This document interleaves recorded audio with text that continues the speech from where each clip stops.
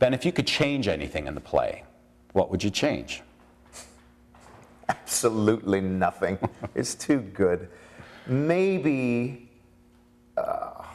no, I'm not that clever. I'm not as good as Shakespeare. If I could change anything in the play, no, I can't think of a single thing. It's too wonderful.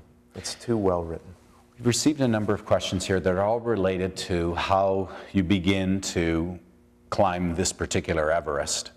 What did you do, Ben, to prepare for the role? I mean, the first time, if you want, or this second time? Well, I think it requires an incredible amount of commitment to understanding it on an emotional level as well as an intellectual. You have to understand every word that Hamlet speaks. You have to know it as well as you can know anything. And only through that can you get to the emotional core. Well, no, that's not true. You can get to the intellectual through the emotional as well. But you have to understand both. And I tried to go in knowing the play as well as possible, knowing everything about the play.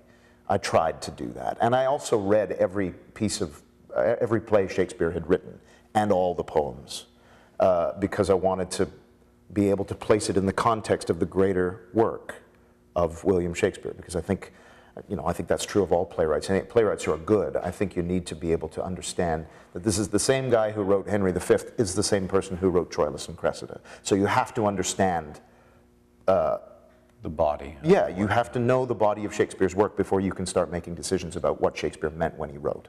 Okay, so I guess the answer in part that you've given is you immersed yourself in this man's work, broad and whole. You stood in there, you got a sense of it. Now, what about more particular work on this part? Because there's a question here, Ben, about whose Hamlet do you particularly admire or have learned from the most? I mean, did you also research Hamlet and look at other Hamlets? Yeah, yeah. You can't help but look at Hamlet. Hamlet is probably the most produced play in the world, right? So there is. And I've seen maybe 8 Hamlets. I've seen a bunch of the film versions of Hamlet, but I've seen probably 4 or 5 stage versions. I don't know if I had one.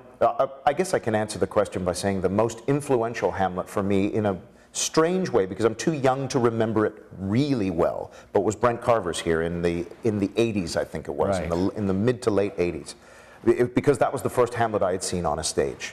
And Brent's a marvelous actor, and I got to watch him play Hamlet. So it probably embedded itself in my psyche in a way that, no other Hamlet kind of could, in a way. Right. Having said that, I really liked Kevin Kline's. I thought it was terrific. Well, there's a question here about have you watched any film or stage versions to prepare for the role? And do you have any other favorites in terms of the experiences you've had with Hamlet in the theater and film? Well, I've seen Branagh's. I saw it in the movie theater. I've seen Richard Burton's, which is one of the first sort of filmed plays, filmed production of a play. I haven't seen the Russian one yet, and I really want to, the Kozintsev or whatever his name is. But there's a bunch. There's too many to count. Right. Actually, there's a lot of them out there. I've seen Mel Gibson's. I've seen Olivier's. I've seen a lot of them. I didn't use them to prepare for Chicago. In fact, I went the opposite way. I tried to distance myself from things that I'd already seen, hopefully in order to be able to come up more with my own answers to questions and my own choices and this and that. Ben, some people, there are certain characters within Shakespeare that have very defining characteristics. Some people have described Hamlet as a Rorschach test almost for the actor playing it, that each Hamlet is different in essence because of all of our own fears and neurosis are different. Sure. Which of the continuum between the two, where do you think it lives for you? In terms of a kind of iconic character or this kind of nebulous... Do you find yourself reaching out for certain characteristics, or do you find yourself just living through it as yourself, and this is just Ben as Hamlet? No, I think no matter what part you play, you always bring something of yourself to it. But with these parts particularly, and it's, in a way especially Hamlet, you have to go up to meet it. You can't try to bring it down into you. It just doesn't work. I mean, you can see it when people do it that way, and it's not effective. It doesn't. It can't breathe and it can't live in the way that it needs to live, because it is larger than life. Theater is. If it were happening, it's the Stanislavski lift. It is slightly larger than life, And with the writing of parts like Hamlet or Othello or Lear or Macbeth, those parts, you have to go up into them. They ask too much of you not to. You're talking about other parts in Shakespeare. We've had a couple of questions about, do you have a dream role? I mean, what do you dream after Hamlet? I dream of playing Hamlet. No, I had a great dream of playing Hamlet. Most young actors do. And now that I've gotten to do it a couple times, I still do have a dream part in a dream play. And this is going to sound a little weird, but it's King Lear. I hope that I get to live long enough and work in the theater enough that I get to play that part, because that's a part that, you know, I mean, that's another one of those plays that is impossibly good. I can't imagine the person who wrote that play. It's too good. I hope I get to see your Lear. I hope you do too. I hope I get to do it. So, okay, a couple of other questions, and I want to try to answer these because it must be fun for people to be able to ask you these things.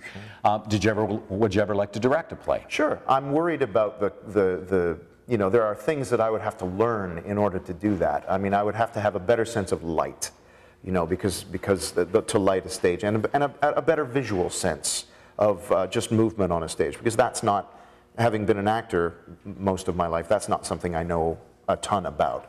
I think I have the brain to do it, and I think I have the ear to do it, and I hope I have the heart to do it and the soul to do it. And I would like to do it eventually. I would hope it would be something that I would, you know, that Any thoughts on what? Sure, 12th Night, Anthony. Well, I've directed it twice. I know you have. Are you playing anything else this season? Yes, I'm in two other plays. I'm playing Tranio in Taming of the Shrew, which is a fantastic play and a fantastic part. And I'm playing the first Lord Dumaine in All's Well That Ends Well, which is again a great play, and a play that I've never seen. Okay. I've never actually seen it on a stage. I've read it, but it's one of the few that I haven't seen. So that's a whole other world for me, and I'm very excited about that too. And that gulling scene just works fantastic. The Dumaines are a bit cruel, but you know. Did you ever do musicals? Do you ever do musicals? I've done three or four. I've done.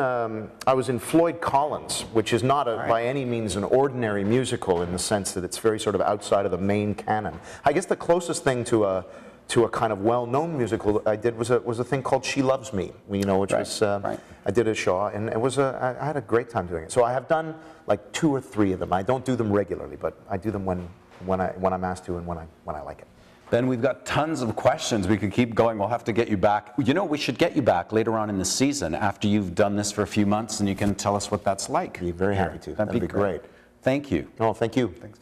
So listen, we have a few things that we should talk to you about. Next week, we've got Patsy Rotenberg, internationally recognized voice coach, who's going to be here and speaking to us along with our own head of voice training at the festival, Janine Pearson. And we may be able to take you backstage, and you can actually see a voice class in session, which would be phenomenal. Also, Alexandra from McMaster was on our Facebook, on our fan page for Facebook for the Stratford Shakespeare Festival. And she was wondering if we could do something on the Trojan Women, and we sure can, and we will. We'll start out a whole new session of Webcast in the month of May, and we'll cover more and more productions. So that's it. Till next week, 4:30 on Wednesday, when we bring you voice coaching. I want to again thank Ben Carlson and have a great time. You're very close to going to first preview, right? Preview in about a week. Have a great time. Thank you, Ben. Thank you, Anthony. Thank you. And thank you for joining us. Till next week.